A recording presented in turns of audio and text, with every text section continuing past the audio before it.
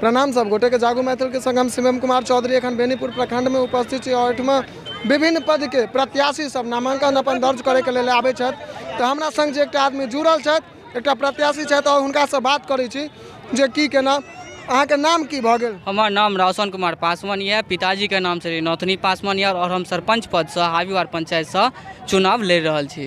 अहाँ के सर्वप्रथम जितला के बाद जे आप गांव में एबे तो सर्वप्रथम अहाँ के काज की रहत? शिक्षा और स्वच्छ।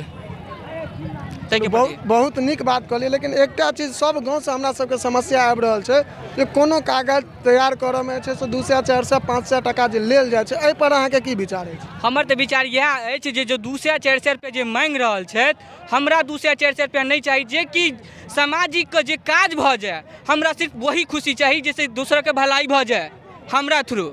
बहुत सुंदर बात कहलत। अहाँ मतदाता के किछु संदेश देबऽ चाहते हेबै? माता एवं बहनों से ई निवेदन है कि हम सरपंच पद से खड़ा भ रहल छी और हमरा से जहाँ तक भी काज हुए, चाहे शरीर से हुए या जब भी जो चीज से मदद हुए, हम करे के लिए अहाँ सबके प्रति तैयार छी।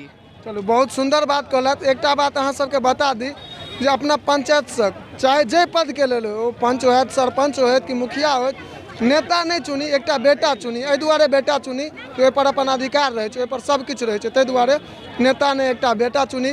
यह अहाँ सब गोटे से आग्रह अछि। जय मिथिला, जय मैथिल।